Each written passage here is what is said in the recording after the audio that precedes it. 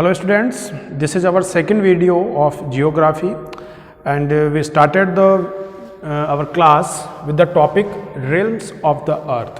realms of the earth मतलब अर्थ के ऊपर जो एरिया है इसको हमने बेसिकली 4 पार्ट्स में हमने डिवाइड किया था, जो हमने फर्स्ट वीडियो के अंदर डिस्कस किया कि कैसे हम कौन से पार्ट को किस नेम से हम बता सकते हैं, जिसमें जैसे हमने लिथोस्फीयर कहा, एटमॉस्फेयर कहा और हाइड्रोस्फीयर का और फिर एक बायोस्फीयर हमने कहा था।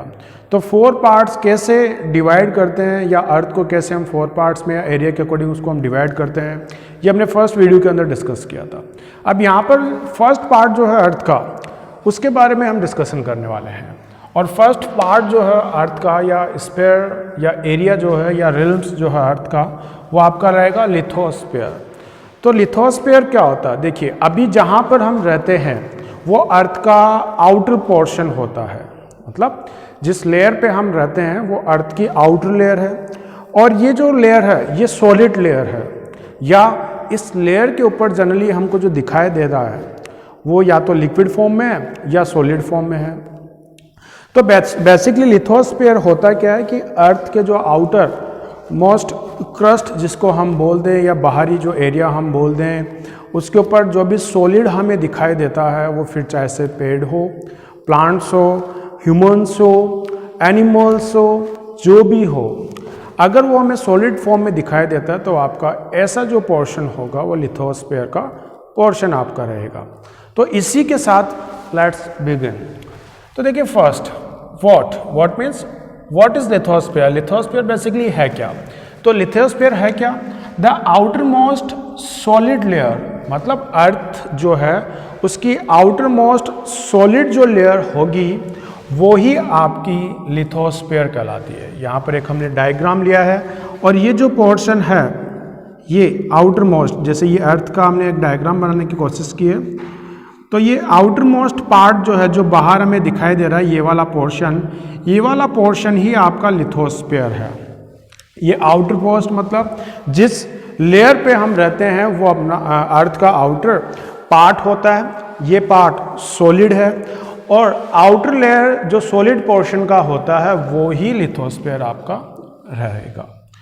इसके बाद हम देख लेते हैं कि जो लिथोस्फीयर है, जो अर्थ का आउटर मोस्ट सॉलिड लेयर वाला पार्ट होता है, इसको और किस नाम से भी हम जान सकते हैं या और किस नाम से इसको हम अंडरस्टैंड कर सकते हैं, समझ सकते हैं। तो देखिए, the other name of the lithosphere we can say the outermost solid layer of the earth is also called crust of the earth. It means lithosphere को हम क्रस्ट ऑफ द अर्थ कह के भी हम रिप्रेजेंट कर सकते हैं। Crust of the अर्थ इसको हम लिखेंगे,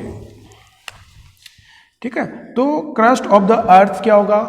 ये भी अर्थ का आउटर मोस्ट पार्ट होगा और सॉलिड वाला पोर्शन होगा, और वही जहां पर हम रहते हैं उसी को हम क्रस्ट ऑफ द अर्थ या लिथोस्फीयर के नाम से कॉल्ड इसको हम कर सकते हैं, इसको हम बता सकते हैं। अब इसके ऊपर थर्ड पॉइंट हमने लिया है जिसके अंदर है व्हाट कैन वी फाइंड, कि जो लिथोस्फीयर वाला पोर्शन है या अर्थ का जो आउटर पार्ट है या द क्रस्ट ऑफ द अर्थ जो है, इसके अंदर हम क्या फाइंड कर सकते हैं, कौन कौन सी चीज़ें यहाँ पर फाइंड हो सकती है, वो चीज़ यहाँ पर थर्ड पॉइंट में हमने लिया है। So here on the crust of the earth we can find mountains. यहाँ पर माउंटेन्स भी हमें मिलेंगे, प्लेट्यूज हमें मिलेंगे, प्लेन्स हमें मिलेंगे, plants, trees, animals, human, soil, gas, oil and minerals. तो ये सारी चीज़ें जो हमें मिलेगी ये लिथोस्फीयर वाले पार्ट पे या फिर द क्रस्ट ऑफ द अर्थ वाले पोर्शन पे हम फाइंड कर सकते हैं, ठीक है। तो basically mountains, plateaus, plains, plants, animals, human, soil, oil, gas and minerals, ये सारे लिथोस्फीयर के पार्ट है या क्रस्ट ऑफ द अर्थ के ही पार्ट है जो हम यहाँ से लिथोस्फीयर से हम फाइंड कर सकते हैं। हाँ, ये सॉइल या हम बात करें ऑयल, गैस और minerals. Oil, gas and minerals जो है ये अपर पार्ट ऑफ द अर्थ तो नहीं मिलेंगे, लेकिन इनर पार्ट ऑफ द अर्थ, जब हम इसके बारे में डिस्कस करने वाले हैं अभी आगे के पॉइंट्स में, तो वहाँ पर हम इन ऑयल, गैस या मिनरल्स को हम फाइंड कर सकते हैं। इसके बाद टाइप ऑफ क्रस्ट, मतलब यहाँ पर द क्रस्ट ऑफ द अर्थ जिसको हमने रिप्रेजेंट किया है लिथोस्फीयर को सेकंड नेम से, तो इस सेकंड नेम से अब टॉपिक हम ले सकते हैं टाइप ऑफ द क्रस्ट, कि अर्थ की जो क्रस्ट होती है ये कितने पार्ट्स की होती है। तो देखिए अर्थ की जो क्रस्ट होगी इसको हमने 2 पार्ट्स में डिवाइड किया है। 1 पार्ट या 1 टाइप आपका हो जाता है कंटिनेंटल पार्ट, और सेकंड आपका हो जाता है ओशियनिक पार्ट। यहाँ पर फर्स्ट पार्ट में हम कंटिनेंट्स के बारे में डिस्कस करेंगे, और सेकंड पार्ट में जो ओशियंस है उनके बारे में हम डिस्कस करेंगे। अब ये जो कंटिनेंटल पार्ट होता है, इस कंटिनेंटल पार्ट को दिस इज नोन बाय सियाल, इसको सियाल के नाम से भी रिप्रेजेंट करते हैं, या हम बात कहें कि व्हाट इज सियाल, तो कंटिनेंटल जो पार्ट है आपका बेसिकली इसको सियाल के नाम से रिप्रेजेंट किया जाता है। जबकि ओशनिक जो पार्ट है नोन बाय सीमा, इसको सीमा के नाम से रिप्रेजेंट किया जाता है। तो sial and sima, what is sial and sima, तो हम कहेंगे the continental part of the crust is sial and the oceanic part of the crust is the sima. इससे हम रिप्रेजेंट कर सकते हैं। अब यहाँ पर एक डायग्राम है जो कि अर्थ का है। अब हमने अर्थ के क्रस्ट को 2 पार्ट्स में डिवाइड किया है, जिसमें 1 पार्ट तो आपका हो जाता है कंटिनेंटल क्रस्ट, और सेकंड पार्ट में हमने इसको डिवाइड किया है ओशियनिक क्रस्ट करके। अभी जो कंटिनेंटल पार्ट होता है जो हमें बाहर की तरफ दिखाई देता है, अभी जो बाहर कुछ हमें दिखाई दे रहा है ये हमारा कंटिनेंटल पार्ट है। ये जो कंटिनेंटल पार्ट है बाहर का, ये made up with silica and alumina.